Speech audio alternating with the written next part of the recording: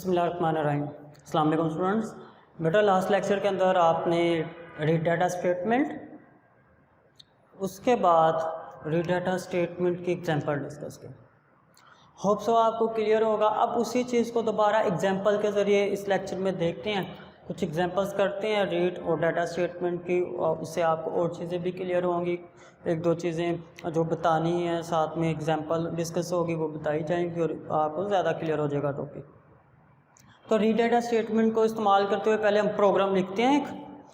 एक मैं प्रोग्राम लिखना चाह रहा हूँ जो रीड और डाटा स्टेटमेंट को इस्तेमाल करके एक यूज़र का नेम, मतलब नाम, उसकी एज और उसके जो मार्क्स हैं, मैट्रिक के अंदर जितने नंबर आए हैं उसका नेम, उसकी एज, उसके मार्क्स डिस्प्ले कराए, लेकिन रीड और डाटा स्टेटमेंट को यूज़ करके। तो देखिए जी, तो रीड स्टेटमेंट हम यूज़ करते हैं रीड के बाद आप लिखते हैं लिस्ट ऑफ वेरिएबल्स। तो मेरे पास जो वेरिएबल है मैं उसको नेम वाले वेरिएबल को nm कह लेता हूँ, और नेम क्योंकि करैक्टर्स होते हैं तो उसकी जो डाटा टाइप है वो मुझे स्ट्रिंग रखना पड़ेगी। कल हमने देखा कि डाटा टाइप रीड स्टेटमेंट के वेरिएबल की और जो डाटा में उसके कोरस्पॉन्डिंग वैल्यू आएगी सेम होनी चाहिए। रीड नेम आ गया, नेम के बाद उसकी एज का वेरिएबल, देन उसके मार्क्स का वेरिएबल। तो 3 वेरिएबल बनाए, इसकी आउटपुट करवानी। आप डाटा स्टेटमेंट इसके फ़ौरन बाद भी यूज़ कर सकते हैं, रीड स्टेटमेंट के नीचे कहीं पर भी यूज़ की जा सकते हैं। आप यहाँ कर लें डाटा, या एंड प्रोग्राम करने से पहले कर लें, कोई फ़र्क नहीं पड़ेगा। तो हम एंड पे कर लेते हैं। तो यहाँ पर अब प्रिंट करवाना है, प्रिंट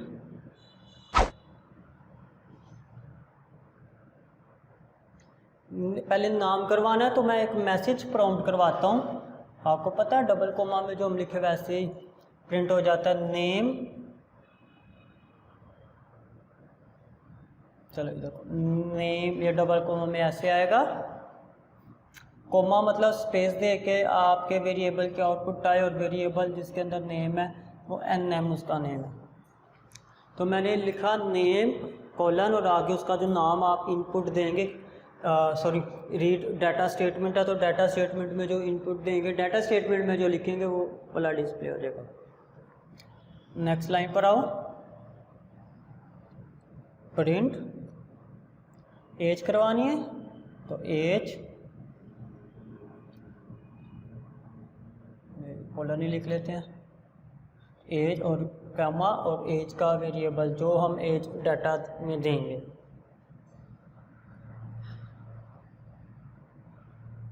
प्रिंट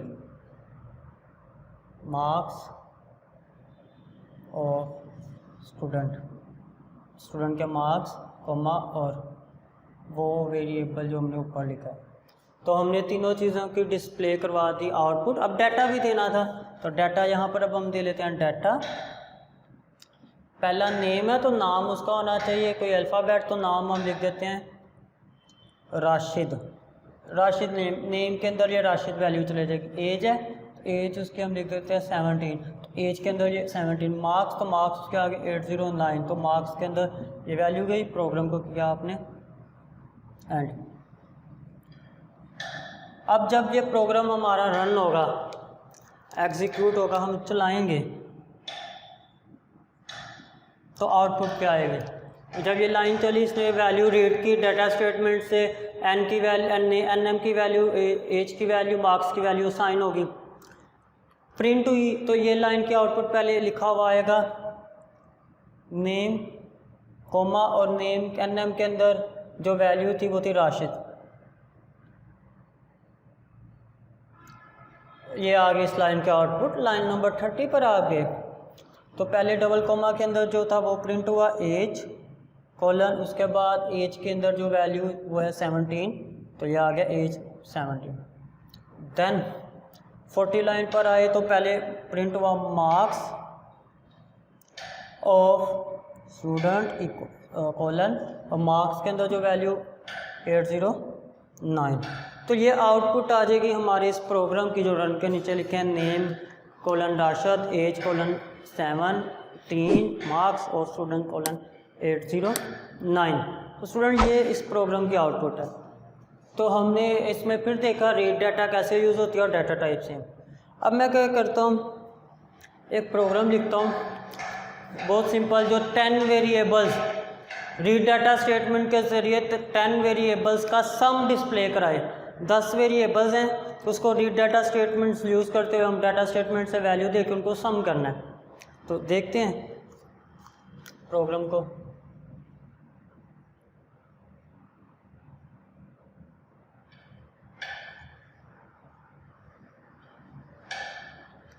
पहले रीड स्टेटमेंट 10 वेरिएबल है, तो हम 10 वेरिएबल्स को नेम दे देते हैं। For example A B C D E F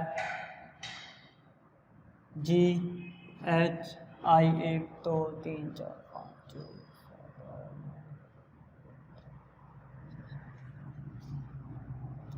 तो ये 10 वेरिएबल्स हमने लिए, उनका A B C D E F G H I J, इनका सम करना। डाटा स्टेटमेंट हम नीचे यूज़ कर लेंगे उसी तरीके से। तो सम के लिए वेरिएबल R बना लेता हूँ रिजल्ट का, इनको सम करते हैं। A plus B plus C plus D plus E plus F plus, तो मैंने इन सबको सम किया। अब आउटपुट करवानी है, तो आउटपुट के लिए प्रिंट का फंक्शन, ठीक है। तो मैं पहले करवा देता हूँ सम इक्वल टू, ये ऐसे ही हो जाएगा। और अब आगे उस वेरिएबल का नाम जिसके अंदर सम है और वो है R। तो सम इक्वल टू और R की जो वैल्यू, अब डाटा स्टेटमेंट, और डाटा स्टेटमेंट में हम कांस्टेंट वैल्यूज़ देते हैं, सारी न्यूमेरिक वैल्यूज़ हैं। तो 10 वैल्यू, A को वैल्यू दे देते हैं 1, B को 2, 3, 4, चेंज भी कर सकते हैं, चलिए फिर 3, 5, 6, 1 2 1 2 3 4 5 6 7 8 9 10। तो ये 10 वैल्यूज़ दे दी डाटा में। प्रोग्राम किया एंड,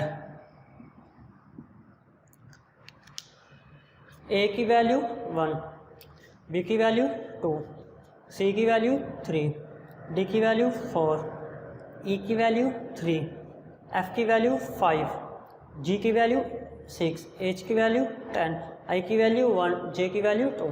तो इस सब वेरिएबल्स को मैंने फ़र्ज़ कर ली कि ये वैल्यूज़ हैं, अज्यूम कर दूँ। तो ये डाटा स्टेटमेंट में वैल्यूज़ लिख दी कॉन्स्टेंट्स, रीड स्टेटमेंट में 10 वेरिएबल लिख लिए, ठीक है। अब ये जब चलेगा आउटपुट क्या आएगी, जब रन होगा तो ये रीड स्टेटमेंट जब चलेगी तो ये 10 वेरिएबल्स में को ये 10 वैल्यू असाइन होगी, और फिर ये वैल्यू यहाँ पर ये सारी की सारी सम हो जाएंगी। मतलब 1 + 2 3 6 10 18 24 34 5, ये 37 सम हो जाएगा इनका। तो 30 सारी वैल्यू जब सम हुई 37 R की वैल्यू आ गई, 37 R में स्टोर हो गई। जब मैंने प्रिंट करवाया, आउटपुट करवाई, सम ऐसे लिखा हुआ आएगा, सम इक्वल टू और आगे R, तो R की वैल्यू जो कैलकुलेट होगी 37 वो आ गई। तो आउटपुट आ गई सम इक्वल टू 37। तो जो हमने वैल्यू दी वो सम हुई, उसको प्रिंट करवाया। तो 10 वैल्यूज़, 10 वाली वैल्यूज़ को सम करने का प्रोग्राम था ये, बहुत सिंपल। और रीड डाटा स्टेटमेंट को इस्तेमाल करते हुए हमने इसको लिख लिया, ठीक है बेटा। ये तो सिंपल लिखे। अब 2 प्रोग्राम और मैं आपको लिखवाता हूँ, छोटे छोटे सिंपल, लेकिन उसमें हम 2 चेंजिंग करेंगे कि एक रीड स्टेटमेंट हो। ये देखें, ये एक रीड स्टेटमेंट है, एक डाटा स्टेटमेंट मैं लिख रहा हूँ, मगर एक रीड स्टेटमेंट 2 डाटा स्टेटमेंट के साथ कैसे इस्तेमाल होगी, या 2 रीड स्टेटमेंट एक डाटा स्टेटमेंट के साथ कैसे इस्तेमाल होगी, उसको with the help of program समझते हैं। उसी तरीके से सिंपल प्रोग्राम लेता हूँ सम का, बिकॉज अब आपको मुझे एक रीड स्टेटमेंट के साथ 2 डाटा स्टेटमेंट का यूज़ समझाना पर्पस है, तो उसको सिंपल प्रोग्राम से समझते हैं। तो मैं रीड करता हूँ, मैं चार वेरिएबल्स लेता हूँ और उनका सम मालूम करता हूँ। जैसे ये 10 वेरिएबल थे, 4 वेरिएबल सिर्फ लेके उनका सम। तो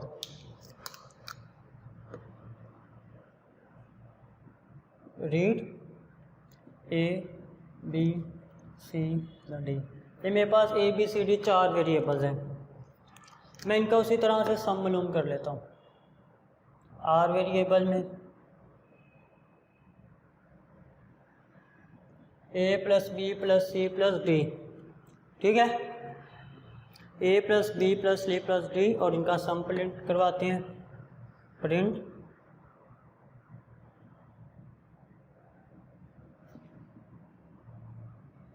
सम इक्वल टू जैसे वहाँ करवाया था आर। अब देखिए चेंजिंग यहाँ पर आ रही, मैं डाटा स्टेटमेंट यूज़ कर रहा हूँ,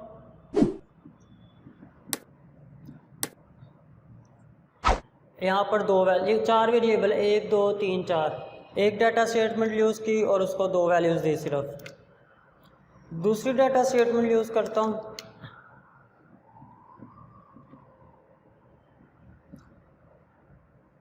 उसको भी 2 वैल्यू दे देता हूँ। 4 वेरिएबल थी, अब मैंने एक डाटा स्टेटमेंट के अंदर 4 वैल्यू नहीं दी, बल्कि मैंने 2 डाटा स्टेटमेंट इस्तेमाल की, एक में 2 वैल्यू, एक में 2, या एक में 3 दे देता, एक में 1 दे देता, तो 2 डाटा स्टेटमेंट यूज़ की। अब क्या होगा, जब ये प्रोग्राम चलेगा बेटा, तो पहला वेरिएबल, पहली डाटा स्टेटमेंट की पहली वैल्यू ए की वैल्यू 2, दूसरी वेरिएबल को दूसरी वैल्यू 3, आगे कोई वैल्यू नहीं तो तीसरा वेरिएबल अगली डाटा स्टेटमेंट की वैल्यू पड़ेगा, तो सी की वैल्यू 4 एंड डी की वैल्यू उससे अगली 1। तो इस तरीके से ए बी फिर सी की 4 और डी की वैल्यू 1 हुई। ये एक रीड स्टेटमेंट और 2 डाटा स्टेटमेंट। तो पहले अगर आप साथ वाला ही प्रोग्राम देख रहे हैं 10 वेरिएबल्स वाला, एक ही रीड स्टेटमेंट है, 10 के 10 वेरिएबल्स, और एक ही डाटा स्टेटमेंट है, उसके अंदर 10 कांस्टेंट वैल्यूज़। मगर अभी हमने लिखा एक रीड स्टेटमेंट है, 4 वेरिएबल और 2 डाटा स्टेटमेंट है, उसके अंदर 2 3, एक में वैल्यू 4 1 दूसरे में वैल्यू। तो एक रीड स्टेटमेंट 2 डाटा स्टेटमेंट को यूज़ कर सकती है, कोई एरर नहीं आता, और वो कैसे काम करती है हमने देखा। और इसके आउटपुट क्या आएगी, चारों वैल्यू सम होगी, 5 एंड 5 10, तो आउटपुट लिखी हुई आएगी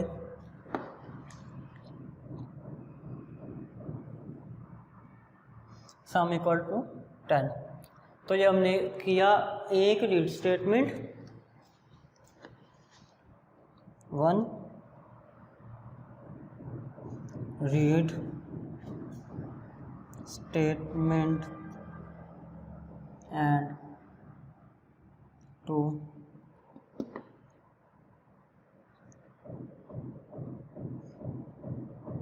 डाटा स्टेटमेंट्स। तो 1 रीड एंड 2 डाटा स्टेटमेंट्स। अब हम रिवर्स करेंगे, 2 रीड स्टेटमेंट और एक ही डाटा स्टेटमेंट को यूज़ करके देखते हैं क्या वो भी पॉसिबल है। तो इसी वाले प्रोग्राम को बेटा जो मैंने लिखा है, मैं करता हूँ 2 रीड स्टेटमेंट और एक डाटा स्टेटमेंट को यूज़ करके हम करते हैं 4 नंबर्स का सम मालूम कर लेते हैं, ठीक है। तो ये मैं रीड स्टेटमेंट पहले यूज़ करता हूँ,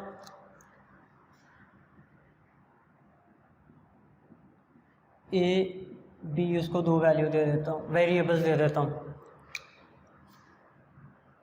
दूसरी रीड स्टेटमेंट उसको C D 2 value, 2 read statement मैंने यूज़ कर ली। यहाँ पर एक ही रीड स्टेटमेंट में 4 वेरिएबल्स थे। उसी तरह से सम करते हैं, आर में A 4 variable A plus B plus C plus D हमने सम किया, और इसको कर देते हैं प्रिंट।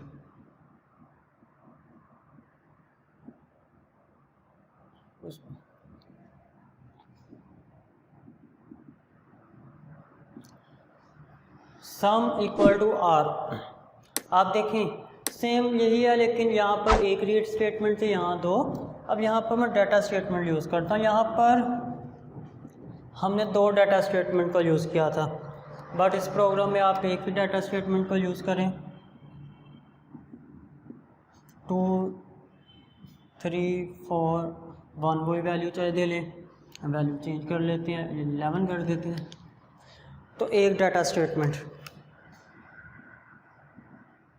अब कैसे एग्जीक्यूट होगा, लाइन नंबर 10 एग्जीक्यूट होगी, रीड ए वेरिएबल को डाटा स्टेटमेंट की पहली वैल्यू, पहले वेरिएबल को ए की वैल्यू 2, दूसरे वेरिएबल को उसकी कॉरस्पॉन्डिंग वैल्यू मिल गई 3, एक रीड स्टेटमेंट खत्म। दूसरी रीड स्टेटमेंट है सी, उसी डाटा स्टेटमेंट की वैल्यू जहाँ तक 2 असाइन होगी या रीड होगी या पहली रीड स्टेटमेंट से अगली रीड स्टेटमेंट उससे नेक्स्ट वैल्यू सी को मिल जाएगी 4, डी को मिल जाएगी 11। तो 2 रीड स्टेटमेंट एक डाटा स्टेटमेंट को भी यूज़ कर सकती है, उस केस को भी हमने डिस्कस कर लिया। पहले हमने देखा एक data statement and 2 data statement और एक रीड स्टेटमेंट थी। अब 2 रीड स्टेटमेंट और एक डाटा स्टेटमेंट है, तो इसकी आउटपुट देखते हैं क्या है कि हमारे पास ये वैल्यू जब असाइन हो जाएगी, 2 ए को 3, बी को सी को 4 एंड 11 इसको 2 + 3 5 9 20, तो आउटपुट आएगी सम 20। तो ये ऐसा केस है जिसके अंदर 2 रीड स्टेटमेंट्स एंड 1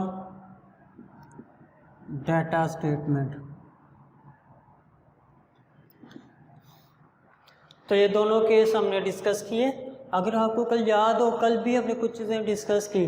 अगर नंबर ऑफ वेरिएबल्स ज़्यादा हैं रीड स्टेटमेंट में, नंबर ऑफ कांस्टेंट वैल्यू कम है डाटा स्टेटमेंट में, तो एरर आ गया, पहला केस। दूसरा हमने देखा अगर नंबर ऑफ वेरिएबल कम है रीड स्टेटमेंट में, नंबर ऑफ कांस्टेंट वैल्यू ज़्यादा है डाटा स्टेटमेंट में, तो कोई एरर नहीं आया। तीसरी चीज़ हमने देखी, रीड स्टेटमेंट में जिस टाइप का वेरिएबल है डाटा स्टेटमेंट में उसी टाइप की कांस्टेंट वैल्यू होनी चाहिए। उसको आज भी पहले प्रोग्राम में मैंने दिखाया आपको, प्रोग्राम लिख के, नेम जो कि nm वेरिएबल था स्ट्रिंग टाइप का, उसमें जो मैंने वैल्यू रखी वो करैक्टर्स रखे, स्ट्रिंग रखी। तो इसी तरीके से आपने इन बातों को भी देखा, रीड स्टेटमेंट ए को तो डाटा स्टेटमेंट 2 हो सकती है, डाटा स्टेटमेंट ए को तो रीड स्टेट 2 उसको यूज़ कर सकते हैं। तो 2 लेक्चर्स के अंदर हमने रीड स्टेटमेंट को विद एग्जांपल और साथ साथ चीज़ें बताता रहा, बहुत अच्छा करके समझा। होप सो आपको ये क्लियर होगा। नेक्स्ट लेक्चर में नेक्स्ट टॉपिक को डिस्कस करेंगे बेटा, पर उससे पहले आप ये सारे जो चीज़ें हैं गो थ्रू करके बैठिए। आप खुद से प्रोग्राम लिख सकते हैं, घर में आप लिख सकते हैं। रीड और डाटा स्टेटमेंट को यूज़ करना है आपने, आप ये एज एन असाइनमेंट समझे, रीड और डाटा स्टेटमेंट को यूज़ करें और एक प्रोग्राम लिखें जो क्या करें, आपके कोई से 5 सब्जेक्ट के मार्क्स टोटल मार्क्स, 5 सब्जेक्ट के टोटल मार्क्स और उनकी एवरेज मार्क्स कितने बन गया आपके और उनकी परसेंटेज, 3 चीज़ें कैलकुलेट करके आउटपुट करानी है। दोबारा सुनिए, आप रीड स्टेटमेंट में 5 वेरिएबल सब्जेक्ट लेंगे, physics, computer, math, Urdu, English. फिर डाटा स्टेटमेंट में उनको 5 वैल्यू दे देंगे और साइन होगी। अब अगला काम है आपने टोटल करना। टोटल कैसे होता है, उनको सम करने से। आपने उनकी एवरेज मालूम करनी है, तो 5 सब्जेक्ट है, टोटल जो सम है उसको 5 पे डिवाइड करें। फिर आपने परसेंटेज मालूम करनी है, तो परसेंटेज टोटल मार्क्स से divide, obtain marks divided by total marks multiply 100। फिर फॉर्मूले अप्लाई करके तीनों चीज़ें मालूम की, अलग अलग वेरिएबल में स्टोर की, फिर प्रिंट स्टेटमेंट यूज़ करके तीनों को अलग अलग प्रिंट करवा दिया। तो ये मैंने सारा ऑलमोस्ट बता दिया, आपने बस हाथ से गुजार के लिखना है, प्रैक्टिस करनी है, तो आपका ये टॉपिक क्लियर हो जाएगा। नेक्स्ट लेक्चर तक के लिए टेक केयर एंड अल्लाह हाफिज़।